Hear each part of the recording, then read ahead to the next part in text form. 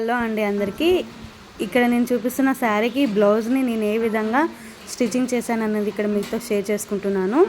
Back అయితే box type ఇచ్చేసి దానికి బోట్ నెక్కేనండి. బోట్ నెక్కి నెక్ అయితే ఈ విధంగా డిజైన్ చేశాను. తర్వాత హ్యాండ్స్ కొంచెం కొత్తగా ఉండాలని రఫ్లీ హ్యాండ్స్ అయితే ఇచ్చానండి. రఫ్లీ హ్యాండ్స్ ఇప్పుడు ట్రెండింగ్లో ఉన్నాయి కదండి, వేసుకుంటే చాలా బాగా ఉంటుంది. దీనికి వర్క్ వచ్చింది కదా, కట్ వర్క్, సేమ్ అదే అయితే అటాచ్ చేశాను. స్లీవ్లెస్ ఇష్టపడిన వాళ్ళకు కూడా ఇదైతే చాలా బాగా వేసుకోవచ్చండి. స్లీవ్స్ లోపల మనకి అటాచ్ చేసుకుంటాము, దానివల్ల మనకి స్లీవ్ కంఫర్ట్గా ఫీల్ అవుతాము. ఫ్రంట్ వచ్చేసి ప్రిన్స్ కట్ ఇచ్చేసి ఓపెన్ ఇచ్చేసాను. పైపింగ్ అయితే ఇన్విజిబుల్ పైపింగ్ అండి. ఫినిషింగ్ కూడా చాలా నీట్గా వచ్చింది. చూడండి ఎంత నీట్గా ఉందో. ఇలాంటి నెక్కి మీ ఏరియాలో ఎంత కాస్ట్ అనేది చార్జ్ చేస్తారో కింద కమెంట్ అయితే చేయండి ఖచ్చితంగా. థ్రెడ్ పైపింగ్ని ఏ విధంగా వేసుకోవాలనేది అయితే ఇక్కడ మీకు చూపిస్తున్నానండి. మోడల్ నెక్కి ఏ విధంగా, ఇక్కడ ఇందాక నేను చూపించా కదండి మోడల్ నెక్, ఆ నెక్కి థ్రెడ్ పైపింగ్ని ఏ విధంగా వేయాలనేది బ్యాక్ నెక్ కోట్ చూపిస్తున్నానండి. కొత్తగా నేర్చుకునే వరకు కూడా చాలా బాగా యూస్ఫుల్ అవుతుంది.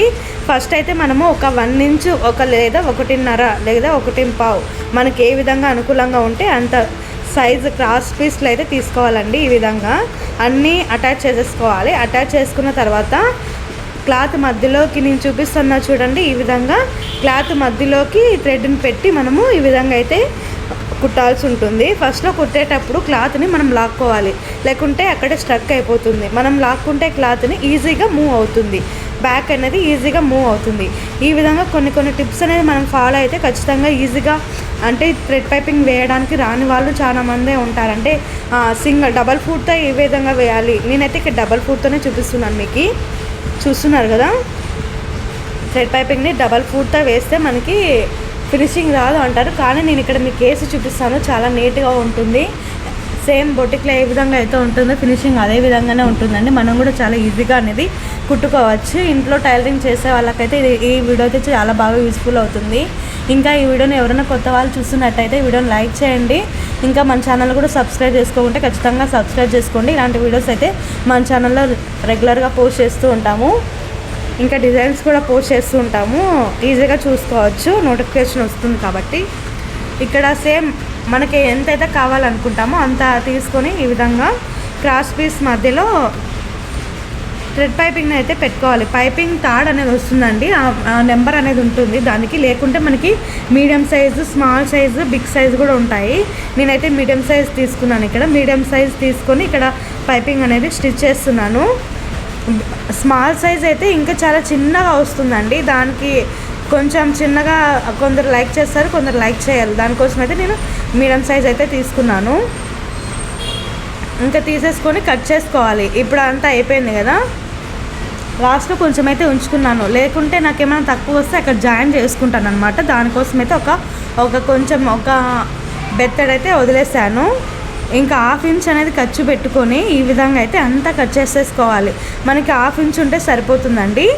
చూడండి, నేను ఇదే విధంగా ఈ థ్రెడ్ పైపింగ్ని యూజ్ చేసి ఇక్కడ బ్లౌజ్ చూపిస్తున్నా కదా మీకు, అది కుట్టాను. ఫ్రంట్ బ్యాక్ మొత్తం అంతా కుట్టానండి. ఇక్కడ కూడా చూపిస్తున్నా చూడండి, కట్ వర్క్. ఇది ఫ్రంట్ అయితే ఏం పెట్టలేదు, కానీ బ్యాక్ తోటి కట్ వర్క్ ఇచ్చి దానికి పైపింగ్ ఇవ్వడం అంటే చాలా కష్టంతో కూడుకున్న పని. కానీ ఈ విధంగా మీరు టిప్స్ అనేది ఫాలో అయితే చాలా ఈజీగా అనేది వేసేసుకోవచ్చు. థ్రెడ్ పైపింగ్ రాని వాళ్ళు, అంటే కుట్టడానికి రాని వాళ్ళు, కుట్టి రాక విసుగు వచ్చింటుంది కదా, వాళ్ళు కూడా ఈజీగా కుట్టే విధంగా అయితే ఇక్కడ మీకు చూపిస్తున్నాను. ఫస్ట్ మనం గుర్తు పెట్టుకోవాల్సింది, డబల్ పాదంతో కుట్టేటప్పుడు మనకి ఫూట్ ఏ విధంగా అలవాటు ఉంది, అంటే రైట్ సైడ్ అలవాటు ఉందా, లెఫ్ట్ సైడ్ అలవాటు ఉందా, అది చూసుకొని మనం థ్రెడ్ పైపింగ్ అయితే స్టిచ్చింగ్ అనేది చేసుకోవాల్సి ఉంటుందండి. ఇక్కడైతే బ్యాక్ పార్ట్లో నడుము దగ్గర అయితే ఇక్కడ నేను వేసేసాను. క్లాత్ని ఈ విధంగా పెట్టేసుకొని కుట్టుకుంటే సరిపోతుంది. పైన వచ్చేసి క్యాన్వాస్ అనేది అటాచ్ చేశాను, ఎందుకంటే క్యాన్వాస్ అటాచ్ చేస్తే మనకి ఫిట్టింగ్ అనేది కొంచెం నీట్గా ఉంటుంది. అది రౌండ్ తిరుగుతుంది కదండి, క్రాస్ డిజైన్ వస్తుంది కదా, వంపులు తిరుగుతాయి. కాబట్టి అక్కడ లూజ్గా కొంచెం థిక్గా ఉంటే క్లాత్ అనేది, పైపింగ్ అనేది నీట్గా వస్తుంది. ఇప్పుడు కుట్టే విధంగా ఫస్ట్ కుట్టేటప్పుడు ఎప్పుడైనా కానీ మన హ్యాండ్ని మూవ్ చేసుకుంటూ కుట్టాలండి, అప్పుడే ఫినిషింగ్ అనేది నీట్గా వస్తుంది. లేకుంటే కన్నా ఆ క్లాత్ అనేది అక్కడే స్ట్రక్ అయిపోతుంది, సూది కింద పడి అక్కడే ఉంటుంది కానీ మూవ్ అయితే అవ్వదు. ఈ విధంగా ఇప్పుడు వంపు వచ్చింది కదా, అంటే క్లాత్ డిజైన్ ఉంది కదా, దీన్ని మనము కట్టిచ్చేసి చిన్న ఒక కట్టిచ్చేసి ఇక్కడ నీడిల్ని తిప్పేసుకుంటే, అదే క్లాత్ని తిప్పేసుకుంటే సరిపోతుందండి. ఈ విధంగా ఒక 2-3 కుట్లు వేసేసుకొని క్లాత్ని ఈ విధంగా కట్ చేసేసుకొని తిప్పేసుకుంటే సరిపోతుందండి. ఈ విధంగా అయితే మనకి థ్రెడ్ పైపింగ్ని బ్యాక్ పార్ట్కి అయితే అటాచ్ చేసేస్తున్నాను.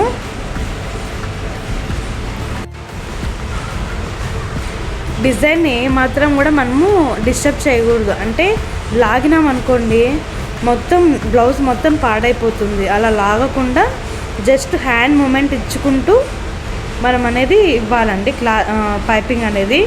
మనం ఒకవేళ లాగినామనుకోండి ఫినిషింగ్ అంత నీట్గా రాదు, లూజ్ అయిపోతుంది నెక్ అంతా. అట్లా ఉండకూడదు, బాగుండాలి కదా మనం వేసుకుంటే ఫినిషింగ్ అనేది నీట్గా ఉండాలి. మన బ్లౌజ్ చూస్తేనే ఇంకా 10 మంది మనకి ఇవ్వాలి, అట్లా ఉండాలి ఫినిషింగ్ అనేది. అప్పుడే మనకి కస్టమర్స్ పెరుగుతారు, ఫినిషింగ్ కూడా బాగుంది అంటారు. ఈ టిప్స్ అన్నీ మీకు యూజ్ అవుతాయని అనుకుంటున్నాను. ఇక్కడ బాక్స్ టైప్ ఇచ్చా కదా కింద, అక్కడ మనము క్లాత్ అనేది నేను ఎక్కడే కానీ మర్చలేదు, జస్ట్ సూది మాత్రమే తిప్పుతున్నాను. చూడండి బాగా నీట్గా ఈ విధంగా మనము సూదిని మాత్రమే తిప్పుకుంటే సరిపోతుందండి. ఒక కట్ ఇచ్చేసి సూదిని తిప్పుకుంటే సరిపోతుంది. ఇక్కడ మళ్ళీ మర్చాలి అనే అవసరం ఉండదండి. ఇక్కడ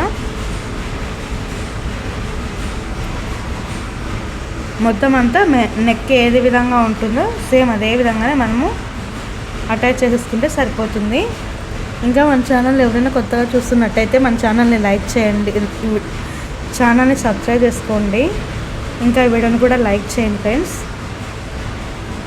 ఈ వీడియో ఈ బ్లౌజ్ మీకు నచ్చింటే ఖచ్చితంగా కింద కామెంట్ అయితే చేయండి మీకు ఏ విధంగా ఉంది. ఇంకా మీకు మీ సైడ్ నార్మల్ బ్లౌజ్కి ఎంత కాస్ట్ ఛార్జ్ చేస్తారు అనేది కూడా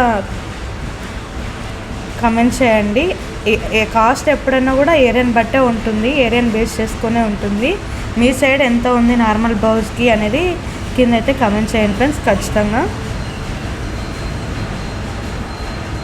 మా సైడ్ అయితే నార్మల్ ఒక్కొక్కరు ఒకలాగా తీసుకుంటారండి. బొటిక్లో అయితే ఒకలాగా తీసుకుంటారు, ఇంటి దగ్గర కుట్టే వాళ్ళు అయితే ఒకలాగా తీసుకుంటారు. నేనైతే నార్మల్ బ్లౌజ్కి 200 తీసుకుంటాను, థ్రెడ్ పైపింగ్తో సహా.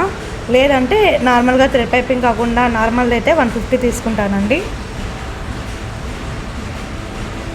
దీనికి మనకి బ్యాక్ పార్ట్ ఉంటుంది కదా, దాన్ని అటాచ్ చేసేసుకొని గుండు సూదులు ఉంటాయి కదండి మనకి పిన్స్ అనేటివి, ఆ పిన్స్ అనేది అటాచ్ చేసేసుకొని మొత్తం అంతా, లేకుంటే పిన్స్ సూదులైనా కూడా పెట్టుకోవచ్చు, మనకి ఏవి అవైలబుల్గా ఉంటాయి అవి పెట్టుకొని ఈ విధంగా అయితే మనం స్టిచ్చింగ్ అయితే చేసుకోవాల్సి ఉంటుందండి. ఫస్ట్ అయితే మనము బ్యాక్ పార్ట్లో ఎప్పుడైనా కూడా నెక్ నుంచే రావాలి, కింద నుంచి రాకూడదు. నెక్ నుంచి వస్తే మనకి ఫినిషింగ్ అనేది నీట్గా ఉంటుందండి. ఈ విధంగా సూదులన్నీ నేను పెట్టేసుకున్నాను. బ్యాక్ పార్ట్ నుంచి స్టార్టింగ్ నుంచే వచ్చేస్తున్నాను చూడండి. ఈ విధంగా ఆ బ్యాక్లో ఇక్కడ మనకి కర్వ్ ఉంది కదా, ఇప్పుడు సూది అనేది ఎత్తుకోవాల్సి ఉంటుంది. మనము డిజైన్ ఏ విధంగా ఉందో సేమ్ అదే విధంగానే కర్వ్ అనేది ఇవ్వాల్సి ఉంటుంది. ఇస్తే మనకి ఫినిషింగ్ అనేది నీట్గా ఉంటుంది. మనం ఇందాక వేసాం కదా థ్రెడ్ పైపింగ్, సేమ్ దాని మీదనే ఇంకో కుట్ అనేది వేయాలి. పక్కన అయితే అస్సలు వేయకూడదు, పక్కన వేస్తే ఇంకా మొత్తం అంతా నీట్గా ఫినిషింగ్ అనేది నీట్గా ఉండదండి. ఇక్కడ కూడా అంతే, మూలకు వచ్చేటప్పుడు కూడా మనం ఆల్రెడీ కుట్ అనేది ఇచ్చింటాం కదా, సేమ్ దాని వరకు వచ్చేసి ఇంకా సూది అనేది టర్న్ చేయాల్సి ఉంటుందండి. మీకు నా ఎక్స్ప్లెనేషన్ అర్థమయ్యింటే ఖచ్చితంగా కింద కమెంట్ అయితే చేయండి. ఇంకా ఇంప్రూవ్మెంట్ చేసుకోవాలన్నా కూడా ఏ విధంగా చేయాలనేది కూడా కింద కమెంట్ అయితే చేయండి ఫ్రెండ్స్. జెన్యూన్ రివ్యూ అయితే ఇవ్వండి నాకైతే. చూడండి ఇక్కడ లాస్ట్ వరకు వచ్చి మనకి సూది ఇందాక ఎక్కడి వరకు అయితే ఆగి ఉందో దాని వరకు వచ్చి తర్వాత టర్న్ చేసుకోవాల్సి ఉంటుంది. కొంచెం ఇటు అయిపోయినా కూడా మనకి ఫినిషింగ్ అనేది నీట్గా కనిపించదు అన్నమాట.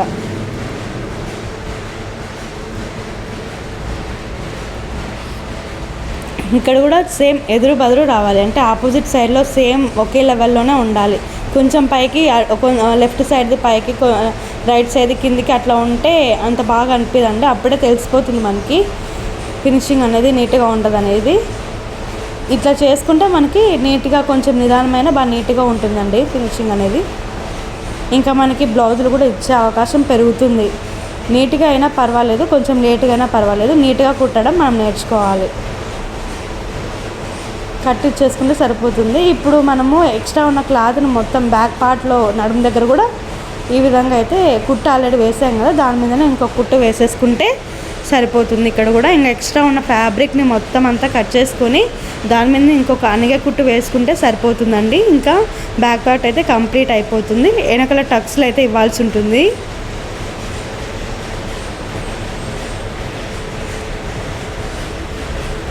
ఇట్లా హ్యాండ్తో అనేది మూవ్ చేసుకుంటూ రావాలి. ఏమన్నా క్లాత్ మనకి ఎక్కువ తక్కువ ఉన్నా కూడా ఇక్కడే అడ్జస్ట్మెంట్ అనేది అవుతుంది. మనం కుట్టిన తర్వాత చూస్తే కన్నా హెచ్చు తక్కువలు ఉంటే కన్నా అసలు లైనింగ్ క్లాత్ లూజ్ ఉంటుంది, పైన క్లాత్ అనేది టైట్ ఉంటుంది. అట్లా ఉంటే బాగుండదు కదా. చూడండి ఎంత నీట్గా ఉందో ఫినిషింగ్ అనేది. ఇట్లా ఉంటుందండి మన వర్క్ అయితే. ఖచ్చితంగా మీకు ఈ వీడియో నచ్చినట్టయితే వీడియోని లైక్ చేయండి. హ్యాండ్స్ కూడా కొత్త హ్యాండ్స్ అయితే ఇక్కడ అటాచ్ చేశాను.